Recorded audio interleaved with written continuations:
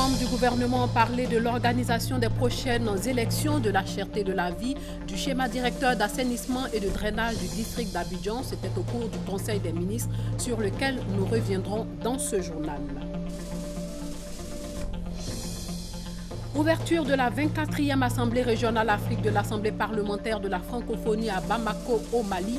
Des délégations parlementaires d'une vingtaine de pays dont la Côte d'Ivoire sont présentes à ces travaux.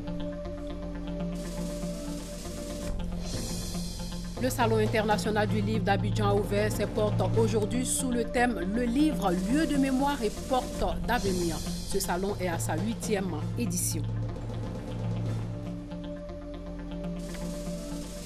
Et puis la police congolaise a dispersé aujourd'hui à Kinshasa une manifestation de quelques milliers d'opposants au président Joseph Kabila qui s'était écarté de l'itinéraire autorisé par les autorités locales. Madame, Monsieur, bonsoir. Le Conseil des ministres d'aujourd'hui s'est penché sur l'organisation des prochaines élections, la cherté de la vie, le schéma directeur d'assainissement et de drainage du district d'Abidjan. Les membres du gouvernement ont aussi évoqué la question liée à la transformation du cacao en Côte d'Ivoire. Awa Touré était au palais présidentiel. Le gouvernement veut améliorer les conditions de vie des populations et prévenir les dommages liés à la saison des pluies. Le Conseil a à cet effet fait le point sur l'étude portant actualisation du schéma directeur d'assainissement et de drainage du district d'Abidjan, avant d'adopter une communication relative à la provision pour le financement des prestations d'urgence. Le Conseil a donné son accord à la mise à disposition des ressources nécessaires pour le financement des prestations d'urgence en vue de faire face avec une plus grande efficacité aux risques d'inondation liés à l'abondance des pluies. Cette opération consistera principalement des travaux de curage des ouvrages de drainage et de franchissement du district d'Abidjan, permettra également de sensibiliser la population, de mettre en place des équipes de veille dans les zones à risque. Et tout cela, nous l'espérons, permettra d'éviter des pertes en vies humaines et de réduire le plus possible les désagréments subis par les populations. Le Conseil a aussi décidé de renforcer la compétitivité dans le secteur de la transformation du cacao en Côte d'Ivoire, se conformant ainsi aux ambitions du président Alassane Ouattara d'accroître la quantité de cacao localement transformé. Le gouvernement, donc, en concertation avec les broyeurs installés dans notre pays, a arrêté diverses mesures, notamment l'amélioration des formalités d'exportation, de l'approvisionnement des unités de transformation, au niveau de la fiscalité appliquée aux produits transformés du cacao, etc. Ces nouvelles mesures devraient permettre de porter le volume total de fèves transformées à 837 000 tonnes, voire même à 1 million de tonnes à l'horizon 2020. Ces mesures vont permettre également d'accroître le nombre d'emplois et d'accroître, bien entendu, les revenus générés par la transformation du cacao en Côte d'Ivoire. La production vivrière et les difficultés rencontrées dans ce secteur ont également fait l'objet d'une analyse détaillée au cours de ce Conseil des ministres. Il a été relevé principalement l'impact du changement climatique et de la pluviométrie.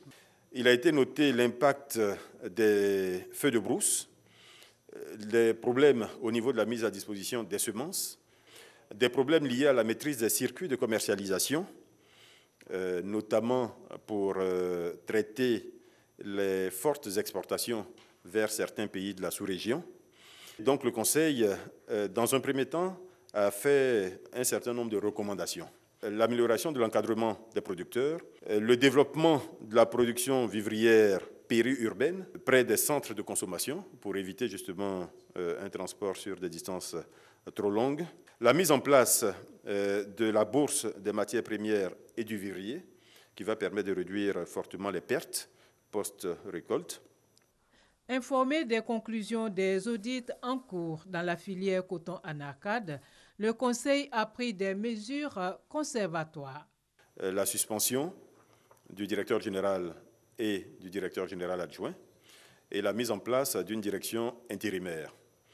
Évidemment, les investigations se poursuivent Et une fois les rapports rendus définitifs, s'il y a lieu de prendre d'autres mesures, elles seront prises. Le processus d'organisation des prochaines élections a par ailleurs été évoqué. Le Conseil a en particulier validé donc les propositions faites par la Commission électorale indépendante relativement à la révision de la liste électorale.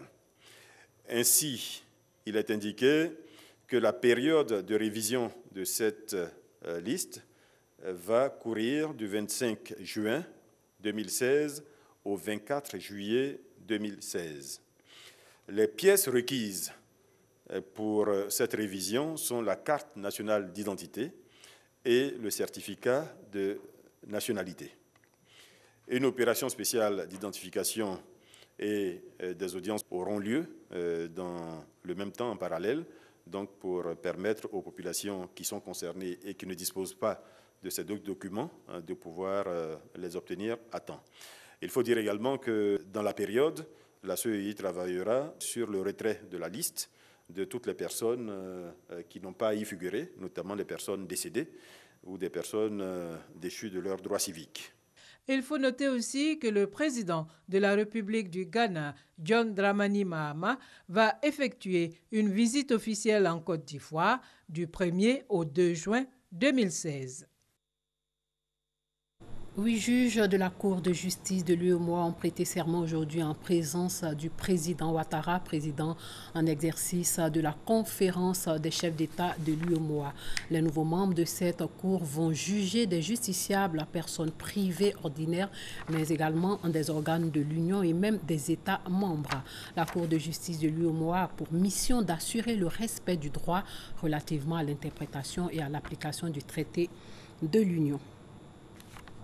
La 24e Assemblée régionale Afrique de l'Assemblée parlementaire de la francophonie a ouvert ses portes aujourd'hui même à Bamako au Mali. La Côte d'Ivoire est présente à cette assemblée qui est une organisation interparlementaire composée de 83 sections formées par des parlements et organisations interparlementaires ayant en commun la langue française.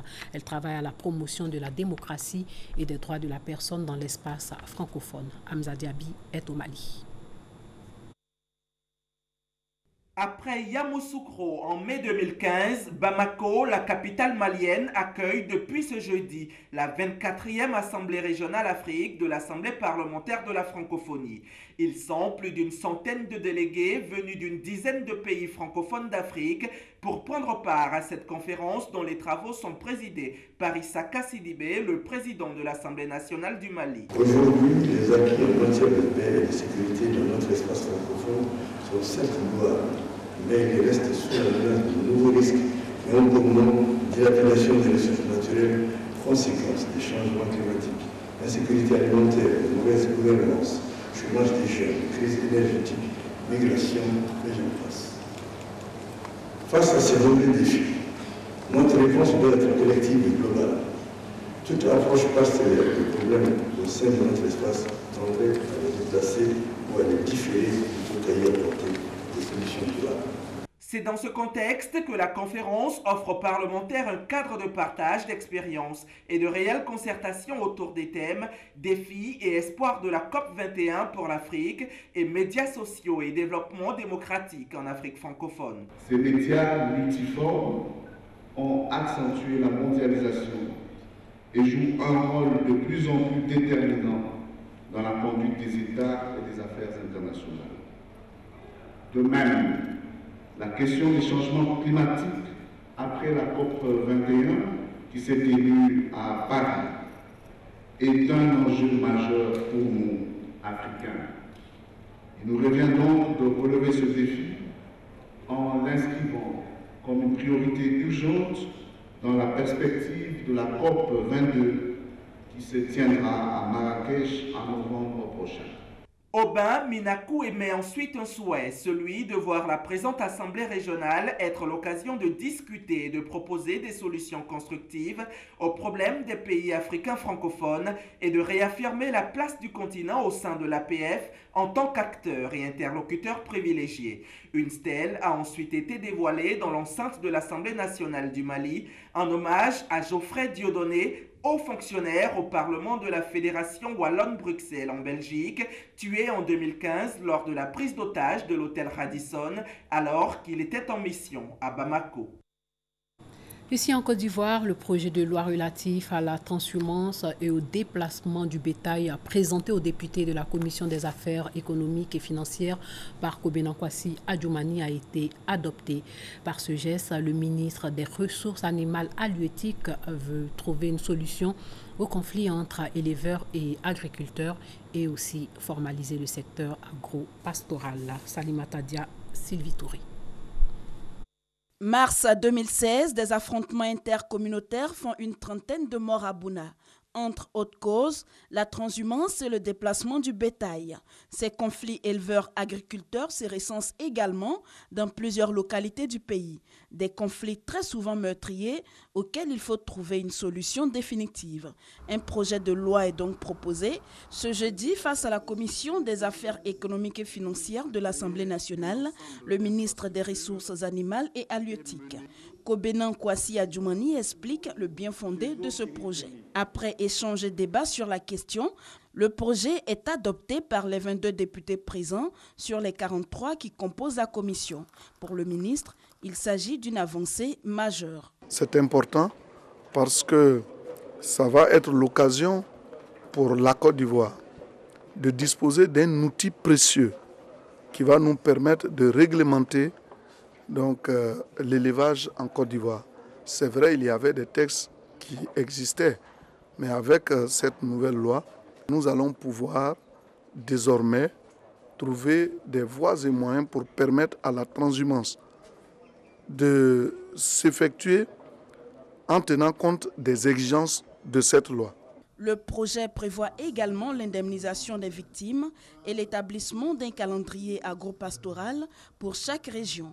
Cette adoption en commission ouvre la voie au vote des députés de l'hémicycle prévu pour le 1er juin prochain. Daniel Kablan-Duncan a participé au sommet mondial de l'action humanitaire en Turquie. Il a rencontré là-bas le président de la Géorgie et la ministre des Affaires étrangères de la Suède et aussi le chef de la diplomatie burkinabé. Le chef du gouvernement a parlé de coopération et d'humanitaire avec ces personnalités. Le reportage d'Uger Bibli. Le président Giorgi Margvelashvili, en marge du sommet mondial sur l'action humanitaire, s'est intéressé à la gestion par la Côte d'Ivoire de la question des réfugiés, voulant en savoir davantage sur l'expérience ivoirienne. Avant de prendre congé du Premier ministre Daniel Kablan-Duncan, le président géorgien a souhaité que la Côte d'Ivoire soutienne son pays dans le cadre des rencontres et autres activités des Nations Unies. De soutien, il a aussi été question au cours des échanges qu'a eu le Premier ministre avec la ministre des Affaires étrangères suédoise. Margot Wallström a sollicité l'appui de la Côte d'Ivoire à la candidature de son pays au prochain Conseil de sécurité de l'ONU. Sur un tout autre chapitre, la ministre suédoise s'est réjouie des avancées de la Côte d'Ivoire, non sans marquer la volonté des hommes d'affaires de son pays de contribuer au renforcement de l'économie ivoirienne. La coopération a été le sujet abordé par le Premier ministre Daniel Kablan-Duncan et le ministre des Affaires étrangères du Burkina Faso, Alpha Bari. Centre d'intérêt des échanges entre les deux personnalités, le TAG, le traité d'amitié et de coopération. C'était pour moi l'occasion d'évoquer le prochain traité d'amitié entre les deux pays qu'on prépare. Vous savez que l'année dernière, cette importante rencontre qui était devenue historique entre les deux pays n'a pas pu se tenir. Et cette année, nous sommes en train de nous préparer pour pouvoir organiser la rencontre qui devrait se tenir en Côte d'Ivoire. Et ça a été l'occasion pour moi aussi de féliciter le Premier ministre pour le succès de la de la table ronde des bailleurs de fonds pour la Côte d'Ivoire qui vient de se tenir à Paris. Et le Burkina, qui sort de 3 années de crise, est en train d'organiser également une table ronde des bailleurs de fonds. Et ça a été l'occasion d'échanger aussi sur quelques questions pratiques liées à cette organisation. La journée promotionnelle de l'enseignement technique et de la formation professionnelle se sont ouvertes aujourd'hui. La formation professionnelle et technique, contribution pour une économie émergente, c'était le thème qui était au cœur de ce rendez-vous de l'enseignement technique à Boussanogo. Pendant 3 jours, l'enseignement technique et la formation professionnelle s'ouvrent au public à travers des journées promotionnelles. Des journées qui visent à assurer la promotion et la valorisation des métiers. En plus, elles doivent faire découvrir le savoir-faire des formateurs et apprenants et permettre de présenter au grand public tous les dispositifs de l'enseignement technique et de la formation professionnelle. Et ces journées se sont ouvertes en présence du Premier ministre Daniel Kablan-Duncan au lycée technique de Cocody sur le thème « Formation professionnelle et technique, quelle contribution pour une économie émergente ?» Face au diagnostic présenté par le ministre de l'Enseignement technique et de la formation professionnelle, il se dégage la nécessité de prendre en charge, me semble-t-il, les principaux défis suivants. La planification du système de l'enseignement technique et de la formation professionnelle, la régulation des flux de sortie du système éducatif et l'absorption des stocks en même temps que l'adéquation formation-emploi, et d'amorcer des réformes qui permettent d'avoir un ordre d'enseignement accessible à tous et intégrant pertinemment le programme de l'école obligatoire pour tous. Ces journées, selon le ministre Paul Kofi Kofi, se tiennent en partenariat avec le secteur privé. La vision de notre département est de faire en sorte que chaque Ivoirien ait à choisir ce ordre d'enseignement dans les mêmes conditions, dans le cadre de l'école pour tous, en fonction de ses potentialités. Le gouvernement de Côte d'Ivoire a fait donc adopter une loi l'année dernière de faire en sorte que tout Ivoirien de 6 à 16 ans puisse fréquenter l'école. Tout Ivoirien qui ne pourrait pas non plus entrer dans le cycle général puisse apprendre un métier et se trouver une insertion professionnelle dans le futur. Ces journées seront marquées par la tenue de plusieurs conférences et panels autour des thématiques sur la problématique de la formation professionnelle et l'adéquation formation-emploi. À cela s'ajoute l'exposition des réalisations et des productions des établissements de l'enseignement technique et de la formation professionnelle. Un complexe hôtelier 5 étoiles situé à 500 mètres de l'aéroport Félix Houphouët-Boigny d'Abidjan a ouvert ses portes hier, le Radisson Blu Airport. Le propriétaire du complexe est l'homme d'affaires ivoiro-malien Komé Cessé. Découvrons l'hôtel avec Lansine Bakayoko et Adam Ankoni. Avec ses 261 chambres, le Radisson Blu d'Abidjan, établissement hôtelier de catégorie 5 étoiles, va permettre de créer 260 emplois directs et 600 autres indirects. Situé à 500 mètres de l'aéroport international Félix Houphouët-Boigny, ce joyau architectural est l'œuvre de l'homme d'affaires ivoiro-malien Komé Cessé, un symbole d'intégration économique mais surtout une nouvelle manifestation de l'hospitalité ivoirienne. Je voudrais remercier cette nation et ce grand peuple, seul capable de donner sa chance à n'importe quelle personne venant de partout dans le monde. Dans ce pays, la volonté, l'engagement, le sérieux et la détermination sont les seuls gages de la réussite. Montant de l'investissement, 60 milliards de francs CFA. La Côte d'Ivoire, désignée pays le plus attractif de l'Afrique subsaharienne, voit son futur touristique en rose. L'avenir s'annonce prometteur. Avec l'amélioration du cadre institutionnel et juridique dans notre secteur, ainsi que de l'offre et des services, l'environnement est devenu plus attractif pour de nombreux investisseurs désireux de prendre dans le train du second miracle économique ivoirien en préparation. Avec le Radisson Blu, la compétition est engagée. D'ici la fin de l'année, de nombreux projets sortiront de terre dans le district d'Abidjan et à l'intérieur du pays, venant confirmer le dynamisme du partenariat public-privé dans le secteur du tourisme et de l'hôtellerie. Afin d'accroître l'offre touristique, renforcer les capacités des acteurs du secteur du tourisme et faire en sorte que le Fonds de développement du tourisme puisse avoir un accès de plus en plus facile pour les opérateurs de ce secteur. Je voudrais donc souhaiter plein succès au Radisson Blu Hotel, qui doit devenir et demeurer un élément de fierté supplémentaire pour la Côte d'Ivoire. Ce projet est l'aboutissement des nombreuses réformes initiées par le gouvernement.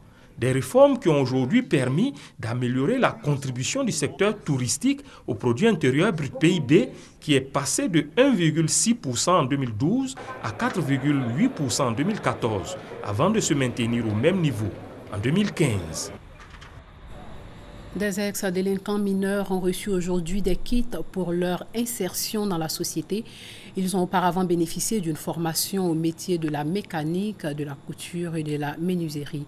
Un processus entamé par l'ex-autorité pour le désarmement, la démobilisation et la réintégration. Cela a été achevé par la cellule de coordination de suivi et de réinsertion.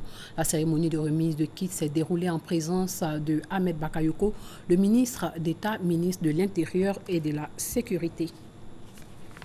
Sachez que le conducteur du véhicule ayant convoyé les armes à Grand Bassam lors de l'attaque terroriste a été arrêté par la police ivoirienne. Il est en ce moment en train d'être interrogé sur son rôle et celui des autres membres du commando terroriste qui a fait 19 morts sur la plage de Grand Bassam. La cérémonie d'ouverture du SILA, le Salon international du livre d'Abidjan 2016, a eu lieu aujourd'hui. Le Grand Prix littéraire Bernard Dadier a été décerné à Véronique Tadjo pour son œuvre Nelson Mandela, non à l'apartheid. La 8e édition du Salon international du livre d'Abidjan a ouvert ses portes ce jour. Pour le commissaire général, il est question de célébrer l'homme centenaire des lettres africaines Bernard Dadier, précurseur de la littérature ivoirienne. Plusieurs prix ont été attribués. Ce sont entre autres le prix national Bernard Dadier, le prix du jeune écrivain et le prix Afri-Livre. Depuis 2006-2016, ça fait 10 ans que nous faisons notre petit bonhomme de chemin. Nous avons environ une quinzaine d'œuvres, donc dont 6 de ces œuvres-là sont agréées pour le programme scolaire. Donc on pense qu'il n'y a pas meilleure récompense qu'un prix pour venir dire oui, vous faites du bon travail. Cette édition du livre a connu une innovation de taille avec la présence d'un grand nombre de stands. Occasion pour les autorités de rappeler l'importance du livre, premier outil du savoir. Le patrimoine, c'est tout ce qui a été accumulé depuis des millénaires, depuis des siècles, et qui constitue comme le terreau sur lequel on prend force et position pour construire le présent et le futur. Le livre est le moyen le plus sûr, le plus démocratique et le moins cher pour découvrir son passé, pour découvrir son patrimoine et former des générations capables de se projeter dans l'avenir. Exposition de livres, table ronde, échanges et dédicaces ont meublé cette 8e édition du Salon international du livre d'Abidjan. Le livre permet aussi de voyager. Le Salon international du livre d'Abidjan a pour thème « Livre, lieu de mémoire et porte d'avenir ». Le livre dont plusieurs personnes ne peuvent se passer, ce qui n'est pas le cas de tous. Une cinquantaine de maisons d'édition, des écrivains et autres professionnels du livre à la rencontre du public. Le 8e Salon international du livre d'Abidjan a ouvert ses portes ce jeudi au Palais de la Culture. Ce jeune papa est venu inculquer à son fils le goût du livre. Ils sont toujours branchés sur la télé. Je leur dis que c'est le pouvoir de la lecture qui a transformé ma vie. Et donc je voudrais lui transmettre en tout cas ce bien-être que mes parents aussi m'ont transmis. Aller à la rencontre du livre. Là où Internet semble une alternative plus rapide, les éditeurs disent s'être adaptés. Et nous commercialisons des téléphones mais également des tablettes. Et nous avons mis au sein de ces tablettes donc, des ouvrages de littérature enfantine et des ouvrages scolaires. Et donc nous sommes déjà dans l'ère du numérique. Les écrivains, pour leur part, il faut se féliciter des avancées. Avec ceci-là, le livre reprend ses droits. Au premier rang, Bernard Dadier, doyen de la littérature ivoirienne. Il faut remercier bon Dieu de m'avoir permis d'être là encore. Et nos attentes, c'est que justement le livre soit plus visible, que l'on se rende compte véritablement de l'utilité du livre. Le livre dans tous ses états. Écrivains et caricaturistes prêchent l'amour des lettres sous toutes ses formes, mais aussi des pays africains invités. le Bénin, le Sénégal, le Nigeria et le Maroc. Créer des liens, donc c'est aussi ça les salons, c'est pas que de la vente de livres. De quoi satisfaire le commissariat général du SILA, raconter une histoire, la trame du thème choisi, le livre lieu de mémoire et porte d'avenir. Il est temps de marquer une pause, de se ressourcer et de se souvenir des pionniers, des pères bâtisseurs de la Côte d'Ivoire. Notons que pour ce 8e SILA qui va durer 3 jours, plusieurs prix, dont le Grand Prix national Bernard Dadier et celui du meilleur éditeur 2016, sont en compétition. L'Afrique a été célébrée lors du 53e anniversaire de l'Union africaine, précédemment l'OUA. Une table ronde a été organisée lors de l'événement pour discuter de l'agenda 2063 qui trace les aspirations du continent dans les 50 années à venir. Le reportage de Sidonie Davila. 25 mai 1963, 33 chefs d'État africains sont réunis à Addis Abeba en Éthiopie. Point de la rencontre, la création d'une organisation panafricaine, l'OUA, pour répondre aux aspirations du continent. 53 ans après, devenue Union africaine, l'institution panafricaine se remémore en cette journée du 25 mai, dédiée à l'Afrique. Le bureau de liaison de l'Union africaine en Côte d'Ivoire a tenu une table ronde pour échanger sur les progrès continus que doivent réaliser les peuples africains. Nous devons nous poser certaines questions cruciales, légitimes et difficiles, alors que nous nous apprêtons à réaliser la vision de l'Union africaine pour une Afrique intégrée, prospère et paisible, dirigée par ses propres citoyens et s'exprimant d'une voix forte sur la scène internationale. C'est cela l'Afrique que nous voulons, telle qu'exprimée par notre peuple dans l'agenda 2063. Un agenda qui planifie et oriente le continent sur les stratégies de développement pour les 50 années à venir, et ce dans différents domaines d'activité. La Côte d'Ivoire, partenaire de la cérémonie, dit s'inscrire également dans la vision d'une Afrique prospère.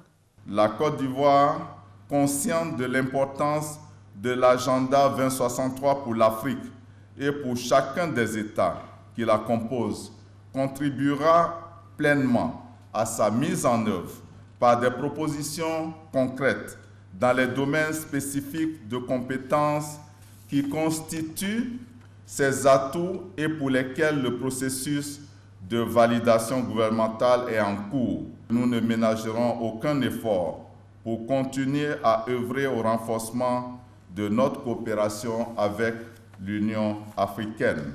L'agenda 2063 prend également en compte les aspirations de la jeunesse bâtisseuse de l'avenir, également invitée à dégager des pistes de réflexion sur la mise en œuvre de ce programme. Un programme ambitieux de transformation socio-économique du continent africain pour un développement durable. C'était un reportage de Salimata Dia et de Christelle Menant. Sachez que 2 semaines après la dissolution du gouvernement bissau-guinéen, le président José Mario Bas a nommé Premier ministre aujourd'hui Bassirou Dia, qui occupa brièvement le poste en 2015. La police congolaise a dispersé aujourd'hui à Kinshasa une manifestation de quelques milliers d'opposants au président Joseph Kabila qui s'était écarté de l'itinéraire autorisé par les autorités locales. 3 coalitions d'opposants avaient appelé la population à descendre dans la rue dans tout le pays. Objectif, exiger la tenue d'une présidentielle avant la fin du mandat de Joseph Kabila le 19 décembre prochain. Dans les rues de Kinshasa ce jeudi, des manifestants. Jets de pierre contre tirs de gaz lacrymogène, course-poursuite, c'est le spectacle qu'offrait la capitale.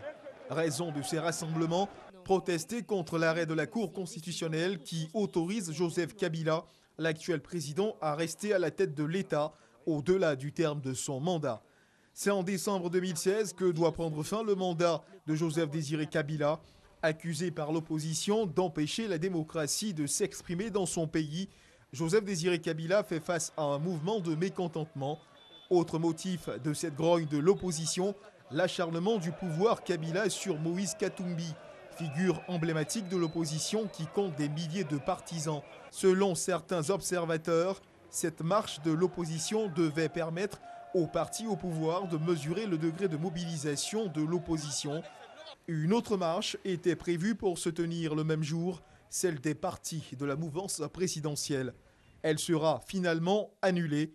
Une marche de l'opposition qui avait pourtant été autorisée par le gouvernement et qui finalement sera vigoureusement dispersée par la police. Les manifestants auraient dépassé le cordon de sécurité imposé par les autorités locales. Un vent de protestation qui s'est étendu à plusieurs grandes villes du pays, notamment Kisangani, où une personne aurait perdu la vie. L'opposition congolaise entend recourir à toutes les actions légales pour exprimer son mécontentement. Elle entend surtout intensifier sa présence sur le terrain pour obliger le pouvoir de Kinshasa à respecter le calendrier de l'élection présidentielle prévue pour se tenir en décembre prochain. En France, le bras de fer s'est poursuivi aujourd'hui entre le gouvernement et la CGT. Le syndicat a durci sa contestation contre la loi travail pour obtenir son retrait. Plus de 150 000 personnes ont défilé dans le pays contre le texte dans des manifestations émaillées d'incidents. 77 personnes ont été interpellées. Voilà, c'est la fin de ce journal. Merci de l'avoir suivi. Portez-vous bien.